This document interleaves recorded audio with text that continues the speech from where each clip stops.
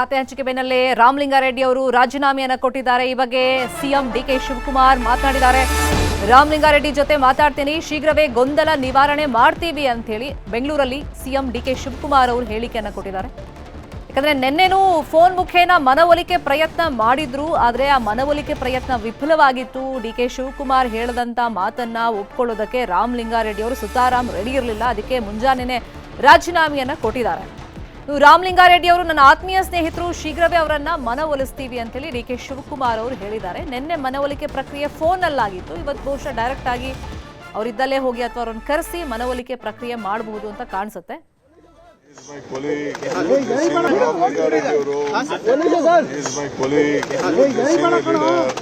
ಅವರು ಪಾಪ ಹಳ್ಳಿಯಲ್ಲಿ ಒಂದು ಕೊಡಿ ಅನ್ನೋದು ಒಂದು ಅಭಿಲಾಷೆ ಇದೆ. ಅವ್ರ ಚರ್ಚೆ ಮಾಡಿ ಸಾರ್ಟ್ ಔಟ್ ಮಾಡ್ತೀನಿ. Nothing to worry. Is a great friend. We are very closest friend among the cabinet. Will sort out the Ramalinga Reddy ಅವರು ಇವ್ರನ್ನು ಯಾರು ಶಿವಕುಮಾರ್ ಅವ್ರನ್ನು ಕೂಡ ನಾನು ಮಂತ್ರಿ ಮಾಡ್ಕೊಳ್ಳಿ ಅಂತ ಕೇಳಲಿಲ್ಲ, ಅಥವಾ ಸಿದ್ದರಾಮಯ್ಯನವ್ರ ಹತ್ರ ಹೋಗಿ ನಾನು ಮಂತ್ರಿ ಮಾಡಲಿಲ್ಲ ಸೇರಿಸಿ ಅಂತ ಹೇಳಲಿಲ್ಲ, ಅಥವಾ ಹೈಕಮಾಂಡ್ಗೆ ಹೋಗಿ ನನ್ನ ಮಂತ್ರಿ ಮಾಡಿ ಅಂತ ನಾನೇನು ಕೇಳಿರಲಿಲ್ಲ. ಮಾಡಿದ್ದಾರೆ, ಸಂತೋಷ. ಮತ್ತು ಅವತ್ತೇ ಶಿವಕುಮಾರ್ ಬೆಂಗಳೂರು ಪೋರ್ಟ್ಫೋಲಿಯೋ ನಿನಗೆ ಕೊಡ್ತೀನಪ್ಪ ಅಂತ ಹೇಳಿದರು. ಆಯಿತು ಅಂತ ಬಂದೆ. ನಾನು ಅದನ್ನು ಕೇಳಿರಲಿಲ್ಲ, ಅವರಿಗೆ ಅದನ್ನು ಕೇಳಲಿಲ್ಲ. ಅವರೇ ವಾಲಂಟಿಯರಾಗಿ ಹೇಳಿದರು. ಆಮೇಲೆ ನೋಡಿದ್ರೆ ಈಗ ಜನಸಂಪನ್ಮೂಲ ಕೊಟ್ಟಿದ್ದಾರೆ. ನಾನು 2 ಬಾರಿ ಕೂಡ ಅವರೇ ಕರೆದು ಕೊಡ್ತೀವಿ ಅಂತೇಳಿ ಆಮೇಲೆ ಬೇರೆಯವ್ರಿಗೆ ಆಯಿತು. ಅದಕ್ಕೆ ನನಗೆ ಬೇಸರ ಆಗಿ ಈಗ ಆತ್ಮಸಾಕ್ಷಿ ವಿರುದ್ಧವಾಗಿ ಕೆಲಸ ಮಾಡೋಕ್ಕಾಗ್ತಿಲ್ಲ ಅಂಥೇಳಿ ಇವತ್ತು ನಾನು ರಾಜೀನಾಮೆ ಕೊಡ್ತಾ ಇದ್ದೀನಿ ಅಷ್ಟೇ. ಆಮೇಲೆ ಕಾಂಗ್ರೆಸ್ ಪಕ್ಷದಲ್ಲೇ ಇರ್ತೀನಿ, ಕಾಂಗ್ರೆಸ್ ಶಾಸಕನಾಗಿ ಮುಂದುವರಿತೀನಿ, ಅದರಲ್ಲೇನು ಎರಡನೇ ಮಾತಿಲ್ಲ. ಆಮೇಲೆ ನಾನು 25ನೇ ತಾರೀಕು ಮಾತಾಡಿದ್ಮೇಲೆ ನಾನೇನು ಕೇಳಿರಲಿಲ್ಲ, ಏನು ಇಂಥ ಇಲಾಖೆ ಬೇಕು ಅಂತ ನಾನು ಕೇಳಿರಲಿಲ್ಲ. ಅವರೇ ಕರೆದು ಕೊಡ್ತೀನಿ ಅಂತ ಹೇಳಿದರು. ಆಮೇಲೆ ನಾನು ಬೇಡ, ನಾನು ಮಂತ್ರಿಮಂಡಲದಲ್ಲಿ ಇರೋದಿಲ್ಲ ಅಂತ ನಾನು ಹೇಳಿದೆ. ಆಮೇಲೆ ನಮ್ಮ ಈಗಿನ ಮುಖ್ಯಮಂತ್ರಿಗಳು ಯಾರು ನಮ್ಮ ಶಿವಕುಮಾರ್ ಅವರು ಮತ್ತು ಅವರ ಸಹೋದರ ಡಿ ಕೆ ಸುರೇಶು ಇವರೆಲ್ಲ ನಮ್ಮ ಮನೆಗೆ ಬಂದು 2.5 ವರ್ಷ ಆದಮೇಲೆ ನಾನೇ ಚೀಫ್ ಮಿನಿಸ್ಟರ್ ಆಗ್ತೀನಿ, ಆಗ ನಿನಗೆ ಈ ಪೋರ್ಟ್ಫೋಲಿಯೋ ಬಿಟ್ಕೊಡ್ತೀನಪ್ಪ ಅಂತ. ನಾನು ಸಾಯಂಕಾಲ 4 ಗಂಟೆವರೆಗೂ ಇದ್ದರು ನಮ್ಮ ಮನೇಲಿ, ಅಲ್ವೇನಪ್ಪ? ಸಂಜೆ 4 ಗಂಟೆವರೆಗೂ ನಮ್ಮ ಮನೇಲಿ ಇದ್ದರು. ನೀವು ಮಾಧ್ಯಮದವರೆಲ್ಲ ಇದ್ದೀರಿ, ಅವತ್ತು ಎಲ್ಲ ನಮ್ಮ ಮನೆ ಮುಂದೆನೇ ಇದ್ದರು. ನಾನು ಆಯಿತು ಅಂತ ಸುಮ್ಮನೆ ಆದೆ. ರಾಮಲಿಂಗಾರೆಡ್ಡಿ ಅವರು is my colleague, senior leader. ಅವರು ಪಾಪ ಹಳ್ಳಿಯಲ್ಲಿ ಕೆಲಸ ಬೇರೆ ಒಂದು ಕೊಡಿ ಅನ್ನೋದು ಒಂದು ಅಭಿಲಾಷೆ ಇದೆ. ಅವ್ರ ಚರ್ಚೆ ಮಾಡಿ ಸಾರ್ಟ್ ಔಟ್ ಮಾಡ್ತೀನಿ. Nothing to worry. Is a great friend. We are very closest friend among the cabinet. Will sort out the Ramalinga Reddy ಅವರು is my colleague, senior leader. ಅವರು ಪಾಪ ಹಳ್ಳಿಯಲ್ಲಿ ಕೆಲಸ ಬೇರೆ ಒಂದು ಕೊಡಿ ಅನ್ನೋದು ಒಂದು ಅಭಿಲಾಷೆ ಇದೆ. ಅವ್ರ ಚರ್ಚೆ ಮಾಡಿ ಸಾರ್ಟ್ ಔಟ್ ಮಾಡ್ತೀನಿ. Nothing to worry. Is a great friend. We are very closest friend among the cabinet. Will sort out the ಇನ್ನು ರಾಮಲಿಂಗಾರೆಡ್ಡಿ ಅವರ ಮನವೊಲಿಸ್ತೀವಿ, ನಾವು ಒಳ್ಳೆ ಸ್ನೇಹಿತರು, ನಾವು ಖಂಡಿತ ಮನವೊಲಿಕೆ ಆಗುತ್ತೆ ಅಂತ ಹೇಳಿ ಡಿಕೆ ಶಿವಕುಮಾರ್ ಅವರು ವಿಶ್ವಾಸದಲ್ಲೇ ಮಾಧ್ಯಮದವ್ರ ಮುಂದೆ ಹೇಳಿದ್ದಾರೆ. ಇನ್ನೊಂದು ಕಡೆ ಮನವೊಲಿಕೆ ಪ್ರಕ್ರಿಯೆ ಆಲ್ರೆಡಿ ಕೋರಮಂಗಲದ ಅವ್ರ ಕಚೇರಿಯಲ್ಲಿ ನಡೀತಾ ಇದೆ. ಅಭಿಷೇಕ್ ದತ್ ಅವರು ಮಾಡ್ತಾ ಇದ್ದಾರೆ. ಆದರೆ ನನಗೆ ಈಗ ಖಾತೆ ಬದಲಾವಣೆ ಮಾಡಿಕೊಟ್ರು ನಂಗೆ ಸಚಿವ ಸ್ಥಾನ ಬೇಡ ಅಂತ ಹೇಳಿ ಮಾಧ್ಯಮದವ್ರ ಜೊತೆ ಮಾತಾಡುವ ಸಂದರ್ಭದಲ್ಲಿ ರಾಮಲಿಂಗಾರೆಡ್ಡಿ ಅವರು ಹೇಳಿದ್ದಾರೆ. ಸೊ ಈಗ ಮನವೊಲಿಕೆ ಆಗುತ್ತಾ ಇಲ್ವಾ ಅನ್ನೋದೇ ಸಸ್ಪೆನ್ಸ್. ಇದೇ ವಿಷಯವಾಗಿ ಇನ್ನಷ್ಟು ಡೀಟೇಲ್ ಆಗಿ ಇನ್ಫಾರ್ಮೇಶನ್ ಕೊಡ್ತಾ ಹೋಗೋದಕ್ಕೆ ನೇರ ಸಂಪರ್ಕದಲ್ಲಿ ಕನೆಕ್ಟ್ ಆಗಿದ್ದಾರೆ ನಮ್ಮ ಪೊಲಿಟಿಕಲ್ ಬ್ಯೂರೋ ರಿಪೋರ್ಟರ್ ಕೃಷ್ಣ. ನಿನ್ನೆ ಫೋನ್ ಮುಖೇನೂ ಡಿಕೆ ಶಿವಕುಮಾರ್ ಅವರು ಮನವೊಲಿಕೆ ಪ್ರಯತ್ನ ಮಾಡಿದ್ರು, ಬಟ್ ಅದು ಫೇಲ್ಯೂರ್ ಆಗಿತ್ತು. ಹಾಗಾಗಿ ಇವತ್ತು ರಾಜೀನಾಮೆಯನ್ನ ಕೊಟ್ಟಿದ್ದಾರೆ ರಾಮಲಿಂಗಾರೆಡ್ಡಿ ಅವರು. ಅದನ್ನ ಅಕ್ಸೆಪ್ಟ್ ಮಾಡ್ತಾರಾ ಇಲ್ವಾ ಡಿಕೆ ಶಿವಕುಮಾರ್, ಅದು ಒಂದು ಭಾಗ.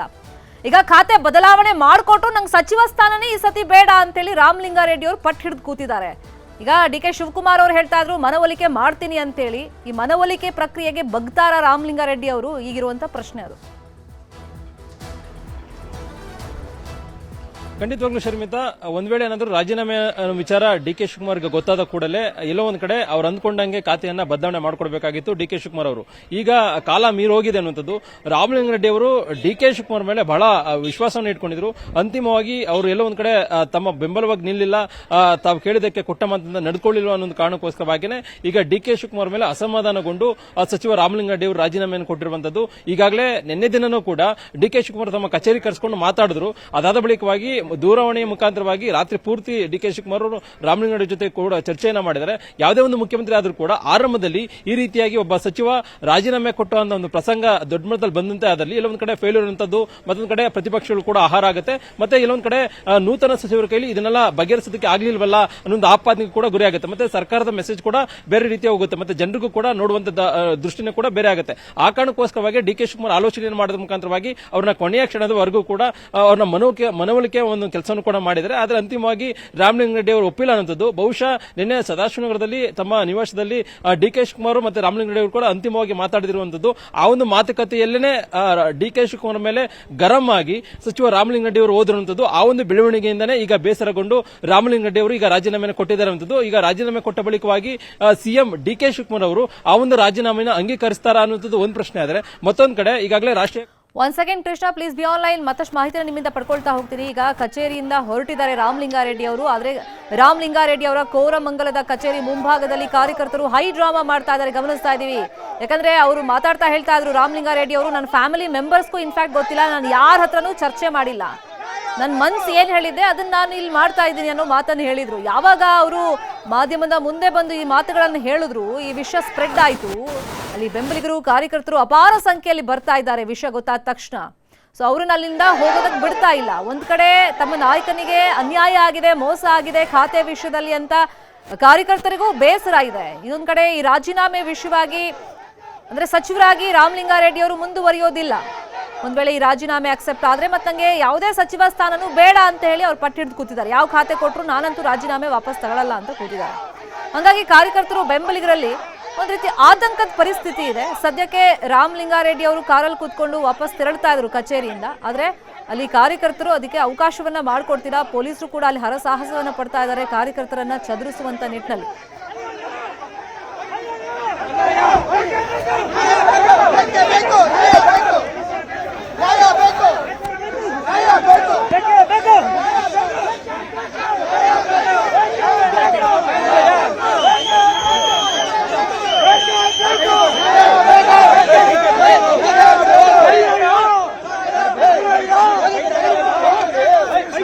ಅನ್ಯಾಯ ಆಗಿದೆ ಮಾತನ್ನ ಕಾರ್ಯಕರ್ತರು ಹೇಳ್ತಾ ಇದ್ದಾರೆ, ನ್ಯಾಯ ಬೇಕು ಅಂತ ಕೇಳ್ತಾ ಇದ್ದಾರೆ. ಇಲ್ಲಿ ರಾಮಲಿಂಗಾರೆಡ್ಡಿ ಅವರೇ ಹೇಳ್ದಂಗೆ ಈಗ 8 ಬಾರಿ ಸತತವಾಗಿ ನಾನು ಶಾಸಕನಾಗಿ ಗೆದ್ದಿದ್ದೀನಿ. ಜಯನಗರದಿಂದ BTM ಲೇಔಟ್ನಿಂದ ಸಚಿವರಾಗಿ 6 ಅವಧಿಯಲ್ಲಿ ಕೆಲಸ ಮಾಡಿದ್ದೀನಿ. ನಾನು 6 ಬಾರಿ ಸಚಿವರಾಗಿ ಕೆಲಸ ಮಾಡಿದ್ದೀನಿ. ಯಾವಾಗಲೂ ಲಾಭಿ ಮಾಡಿಲ್ಲ. ಈ ಸತಿ ಅಂತೂ ಲಾಭಿ ಮಾಡೇ ಇಲ್ಲ. ನಾನು ಖಾತೆಗೂ ಪಟ್ಟಿಡ್ದು ಕೂತಿರ್ಲಿಲ್ಲ. ಸಿದ್ದರಾಮಯ್ಯನವರೇ 2023ರಲ್ಲಿ ಆರಂಭದಲ್ಲಿ ಭೈರತಿ ಸುರೇಶ್ ಮುಖೇನ ಹೇಳಿಸಿದ್ರು, ನಿಮಗೆ ಬೆಂಗಳೂರು ನಗರಾಭಿವೃದ್ಧಿ ಖಾತೆಯನ್ನ ಕೊಡ್ತಾರೆ ಅಂತೇಳಿ. ಆದ್ರೆ ಖಾತೆ ಹಂಚಿಕೆ ಆದಂತ ಸಂದರ್ಭದಲ್ಲಿ ಅವ್ರು ಹೇಳದಂತ ಖಾತೆ ಇರಲಿಲ್ಲ. ನನಗೇನು ಸಮಾಧಾನ ಇರಲಿಲ್ಲ. ಸಾರಿಗೆ ಮತ್ತೆ ಮುಜರಾಯಿ ಮೇಲೆ ಹಿಂದೆ ನಾನು ಕರ್ತವ್ಯ ಮಾಡಿದ್ದೆ, ಸಾರಿಗೆ ಇಲಾಖೆಯಲ್ಲಿ ಕೆಲಸ ಮಾಡಿದ್ದೆ ಸಚಿವನಾಗಿ. ಆದ್ರೂ ಕೊಟ್ರಲ್ಲ ಅಂತೇಳಿ ನನ್ನ ಕೆಲಸ ನಾನು ಮಾಡಿದ್ದೀನಿ. ಅದಾದ್ಮೇಲೆ ಡಿ ಕೆ ಶಿವಕುಮಾರ್ ಮತ್ತೆ ಸಹೋದರ ಡಿ ಕೆ ಸುರೇಶ್ ಇಬ್ರು ನಮ್ಮ ಮನೆಗೆ ಬಂದಿದ್ರು, ಸಂಜೆ ತನಕ ಇದ್ರು. ಆಗ ಅವರೇ ಪ್ರಾಮಿಸ್ ಮಾಡಿದ್ರು, 2.5 ವರ್ಷ ಆದ್ಮೇಲೆ ಅಧಿಕಾರ ಹಂಚಿಕೆ ಆಗುತ್ತೆ, ನಾನು ಮುಖ್ಯಮಂತ್ರಿ ಆಗ್ತೀನಿ, ಆಗ ನನ್ನ ಹತ್ರ ಇರುವಂತ ಬೆಂಗಳೂರು ನಗರಾಭಿವೃದ್ಧಿ ಉಸ್ತುವಾರಿ ಖಾತೆ ನಿಮ್ಮ ಹೆಗಲಿಗೆ ಬರುತ್ತೆ, ಕೊಡ್ತೀನಿ ಅಂತ ಅವರೇ ಹೇಳಿದ್ರು. ಆದ್ರೆ ಈಗ ನೋಡಿದ್ರೆ ಮತ್ತೆ ನನಗೆ ಮೋಸ ಆಗಿದೆ, ಆತ್ಮಸಾಕ್ಷಿ ವಿರುದ್ಧ ನಾನು ಕೆಲಸ ಮಾಡಲ್ಲ ಅಂತ ಅವ್ರು ಹೇಳ್ತಾ ಇದ್ದಾರೆ. ಇದೇ ವಿಷಯವಾಗಿ ಕಾರ್ಯಕರ್ತರು ಬೆಂಬಲಿಗರು ಕೂಡ ಘೋಷಣೆಗಳನ್ನ ಕೂಗ್ತಾ ಇದ್ದಾರೆ. ಅನ್ಯಾಯ ಆಗಿದೆ ನಮ್ಮ ನಾಯಕನಿಗೆ.